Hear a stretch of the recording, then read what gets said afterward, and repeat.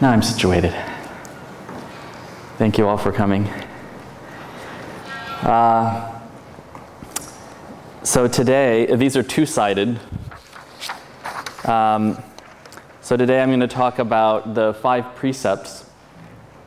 A little more time spent on the first one because I also wanted to mention the what we call the 8 leisures and 10 endowments. This is what we mean when we talk about a precious human life. So obviously the first precept is no killing. Do not kill. But this is specifically against taking human life. Well, I mean, it is about not killing in general. But the way that this vow is completely broken is by purposefully taking a human life. And so the reason why it's important not to take human life in particular is because it's as a human that we can become enlightened. So it's not good to kill in general, even mosquitoes or whatever. It's best to, if you catch a spider in your house, don't squish it, put it outside, because that being has a mind just like you do. I mean, their mind, given the form that they're in, functions differently. A spider doesn't have the ability to reflect upon its behavior and to learn the Dharma, right? But it is no less deserving of life than any of us. So we should avoid killing in general. But if we purposefully kill a human being, we are stealing from them the opportunity to wake up. We're saying, regardless of who we kill, even if it's a non-human being, like a spider or whatever, we're saying, I'm more important than you. My life is worth more than yours. And in a broad sense, that's not true. But then we talk about a precious human life in the Dharma. So there are human beings, and then there are beings who have a human life, and then there are beings who have a precious human life. So again, in a sense, all life is precious, but precious human life is a technical term in the Dharma. And it refers to a human being who has these 8 leisures and these 10 endowments. And so if you have these 8 leisures and 10 endowments, you're in the optimum situation for learning and practicing the Dharma. So for the 8 leisures, I said here, the first 4 are non-human states and the last 4 are human states that lack the leisure to pursue Dharma. So it's being free from these 8 things. That's what gives us the 8 leisures. So we're not born as a hell being. We're not born as a hungry ghost, as an animal, or as a long-lived God. And then we're not born in a place with no Dharma. The traditional texts say that you're not born among barbarians. So I'm told that I don't know about today, but it used to be that the sort of standard word for Europeans among Chinese was barbarian. The translation was barbarian. And I'm also told that Tibetans just assumed that Westerners were barbarians as well. In fact, I'm told, I don't know if this is true, but I'm told that some still do. Because even though we have Buddhists in the West now, we're not overall a Buddhist people.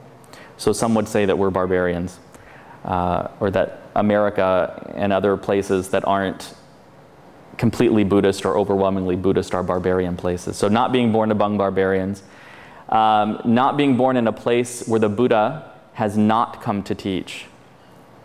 So being born in a world system where no Buddha has come to teach, that would not be good. So not being born with extreme mental or physical disabilities. Now, when this was written, back in the time of the Buddha, in fact, for a long time after and a long time before as well, people with who were blind, who were deaf, were considered not to have the ability to learn the Dharma, or, well, to learn in general. In fact, you go to certain parts of the world today, like when I was living in Nepal, people with disabilities, severe physical disabilities, mental disabilities, they had no options. There was one cafe around the great stupa at Bodha where the owner specifically tried to hire at least some people who had disabilities. So there was a waitress there who was blind in one eye and she was deaf. And there were a couple of little people, maybe 3.5 feet tall, 4 feet tall. I think they were a husband and wife that worked there as well. But basically, even today in some parts of the world, people with severe disabilities would be written off. And so it wasn't, for that reason at least, it wasn't conducive to learning the Dharma. Of course, even today, in modern America, I suspect that someone who is deaf or who is blind who wants to learn the Dharma would have a more difficult time than you or I getting their hands on, say, books in Braille, or going to a Dharma teaching and having a sign language interpreter.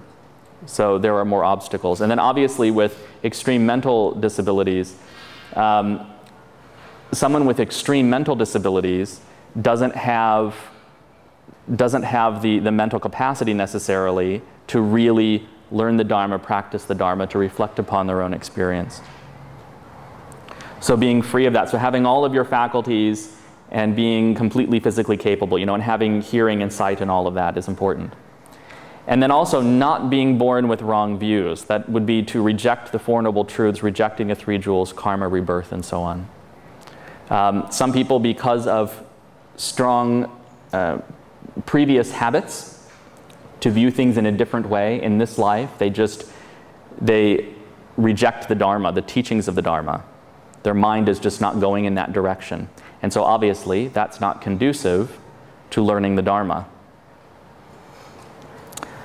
So being free of these 8 things, that is to have the 8 leisures. And then there's the 10 endowments.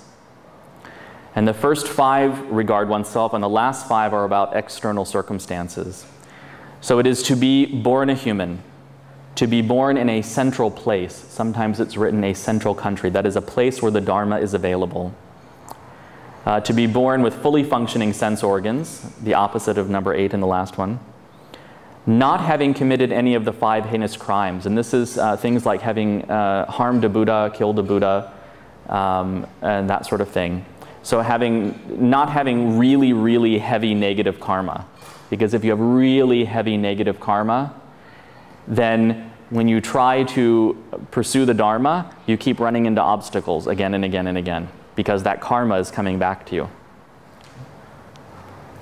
So also then having faith in the Dharma, having been born in a time when the Buddha has come into the world. So somebody may have been born in this world, but if they were born just before Shakyamuni Buddha restarted the wheel of the Dharma, they born and then were died before that time, they were born in not such a great time in terms of learning the Dharma. And then having been born in a time when that Buddha has taught the Dharma, because not all Buddhas teach. Some people attain awakening and then they don't teach. Even Shakyamuni Buddha, our historical Buddha, at first he wasn't going to teach. He said, this is too difficult for people. But then the gods came and they said, please teach. So finally he relented and he began to teach. So not all Buddhas teach. So a Buddha has to come into the world, the Buddha has to teach, and then the teachings of that Buddha must remain. So we still have access to the Buddha's teachings today. But there may come a time in the future, in fact we know that there will come a time in the future. The Buddha taught that eventually the wheel of Dharma that he started will stop. It will slow down and then it will stop. So in the future there will be a time when maybe there will be people running around in robes and there will be some Dharma books, but there won't be anyone who knows really anything about the Dharma. And then even that will pass away. And then another Buddha will come and restart the wheel of the Dharma. So the teachings of that Buddha must remain. And then people must still practice those teachings. Like I said, there'll come a time when there'll be some knowledge that there was some guy named Buddha, named Shakyamuni. There'll be some books, but no one will be practicing it. And then the last one, due to the kindness and generosity of others, one has the material support to be free to study and practice the Dharma. Now, most of us today are, of course, providing our own material support. We work or whatever, and then we come to the temple. We work enough to support ourselves, and then we come to the temple. But then, of course, for monks and nuns, we rely upon a community of people to support us so that we can pursue this. So this is what we mean by a precious human life, having these 8 leisures and these 10 endowments. So these are this is again the optimum situation for pursuing the Dharma. And so killing someone, even if they're not interested in the Dharma, you're stealing from them the opportunity to learn and grow. And so the Buddha said that we need to not do this. Now, obviously not killing seems like an obvious one, because cultures around the world recognize that this is a terrible thing. But some of these later precepts, it's not necessarily the case. Not everyone would agree. But no stealing. So that is no taking something of significant value. And it's my understanding that in the Buddha's time there was a particular amount that was set that said this is what constitutes a significant amount. But obviously we don't know what that means today. I don't remember what the specific description was, but nobody knows how to convert that into American dollars today. Also, I would say personally that it depends on who you're stealing from. So if you take the shoes of a very wealthy person, no problem, you know. Do you remember Imelda Marcos from the Philippines? They said she had closets filled with shoes. So you take one pair of her shoes, no big deal. But if you take the shoes of a homeless person, that's a big deal. Maybe, you know, that's probably their only pair of shoes. So personally, I would say, rather than setting a specific amount and saying that that constitutes too much, it depends upon what you're stealing and from whom. So, but even taking small things imprints upon the mind the tendency to steal.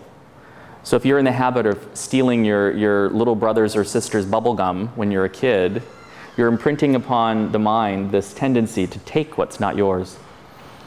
And then I've said here that we can also steal time. I think I mentioned this in a Dharma talk, a larger Dharma talk on the 5 precepts a while ago, that if you're at work and you're supposed to be working, but instead you're, I don't know, hiding under your desk reading comic books or whatever else, right? Or you say, I'm going to go run errands, but then you go to the coffee shop down the road and you while away the afternoon. That's also a kind of theft as well. And then there's no sexual misconduct. So I define this as no causing harm through sex. So no manipulating or coercing someone into having sex. If you say, I'm gonna tell your boss that you said you were going to go run errands, but instead you were at the coffee house. I'm going to tell him unless you have sex with me. Well, this would be wrong, you know. So, and then no sex with someone still under the care of their parents. So it needs to be someone of appropriate age as well. Now, there are some later texts. There was an Indian Buddhist master named Atisha who set even more stringent rules for what constituted sexual misconduct or not. And he said, well, it has to be in the dark, basically at a time and place where no one could possibly find you. No one could possibly walk in on you and discover what's going on. What else did he say? Well, basically, he then said the only appropriate form of sexual activity is sex between a man and wife for the purpose of having children.